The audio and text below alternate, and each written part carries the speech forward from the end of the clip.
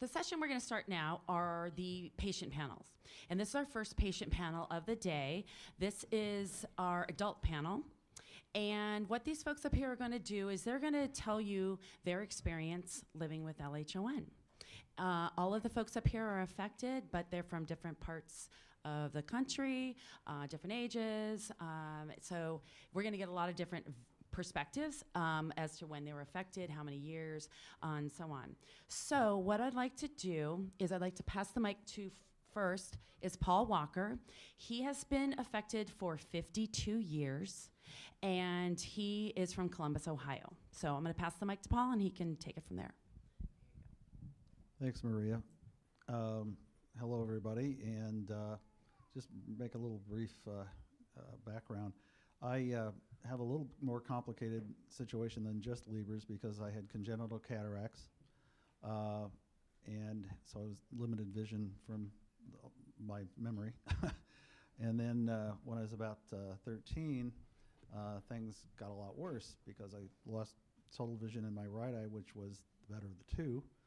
And subsequently, after losing vision, took about 6-8 weeks from decent to nothing. Subsequently, I had a detached retina in that eye, and after going to multiple doctors and up to the Wills Eye Hospital and whatever, they determined not to do anything with it because I'd already lost my vision. So they didn't even try to reattach the retina at that point because that was a big deal in early 60s. So that was kind of a shock, and but I survived with it and kept moving forward. Went to college, all that good stuff. Got involved in a few political campaigns, did some consulting work, and then got glaucoma when I was about 28. So things keep getting more interesting. And so that was about late 70s, I guess, that I actually got diagnosed with the glaucoma. So did, again, pretty well up until the late 90s and started losing vision again. And I had less, just gradually started to seem to get worse. Finally got a really good neuro-ophthalmologist and was diagnosed that I actually had Leber's. 3460, so I'm one of the not quite so common ones.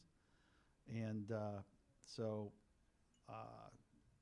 it's been a struggle, but you know, you move forward and you do what you can do. When I was in college, unfortunately, didn't have a lot of accessible equipment. And the best thing I think we had was a reel-to-reel tape recorder and a couple of great volunteers and American Printing House for the Blind that recorded textbooks. So no CCTV or anything like that even at that point. So I then got employed by the state of Ohio, worked for them for 30 years, a couple of departments, and then finally with the Civil Rights Commission, and was a civil rights investigator for the last 20 years of my 30 years with the state, and got my first guide dog in 2002, which was the second best thing that happened to me after marrying my wife and having two great daughters.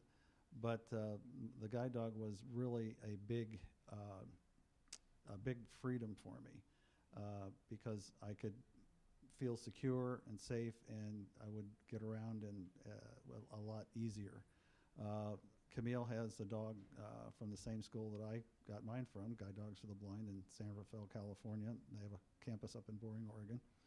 And I'd be happy to talk with anybody about that later because it's a significant improvement on your life situation with that dog. Some people it doesn't work for, but the people it can work for, it's an amazing improvement. With the technologies that we have now, though, for accessibility, that's such a big help, and I'm so happy that the kids now and the younger people or the people that are just affected have access to that. With the iOS systems with Apple, that all built into the accessibility and voiceover built into the operating system, it saves you from buying a lot more other expensive equipment after you've bought an expensive iPhone. But you don't have to spend thousands of dollars to make it better, basically. So I can go into a lot more detail, but I won't bore you with all of that, and be happy to answer questions as we go along. I do want to point out, though, with the guide dogs that it is, if you're eligible, and eligible means you're legally blind is the first initial thing. You have orientation mobility skills, and then, you know, the dog, you have an interview, determine how well you can work with the dog, and it's no charge. So a lot of people think there's a big charge, a couple thousand, several $1,000s to get a guide dog. There is not. And it's, like I say, it's a very great way to have a friend that's always on your side.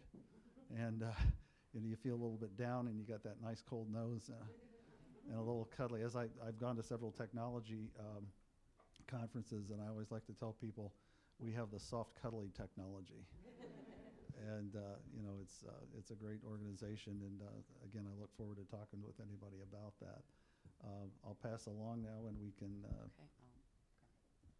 we could ask other questions later. Yeah, we're going to do question and answers after everyone speaks, so remember what you want to ask. Paul, let me ask you a question. Does your dog, you know, make things a little more social? Do people come up and want to talk about your dog really quick? Exactly. I was trying to be conscious of time, and I forgot some of the important stuff. Yeah, okay. You use a cane, and it's helpful. You use a cane, and I'm sure a lot of you know, if people are around, the ways kind of part, and for the most part, you're kind of ignored. You just feel like you're out there hanging. And with a guide dog, it's like the reverse in most cases. You have people are smiling because you've got this fantastically well-behaved dog. You have an immediate interaction with people if you want it. People usually will come up and ask you, can they be helpful, or you know, whatever. It's just it's an amazing. It's like a switch on and off. I mean, I was between dogs because my first guide dog got sick and couldn't continue. So 4 months between getting my current dog, and even people around my office that I knew, not work with every day, but people I knew, I was treated totally differently when I had the dog than when I didn't. It was like, you know, pretty much ignored. People in my media office were fine, of course, but the other people who I've had intermediate interaction with, it was just like a switch. So it can be, for the guys, it can be a babe magnet. It really works, and vice versa for the girls. If you got guys that like dogs, you know. So think about it.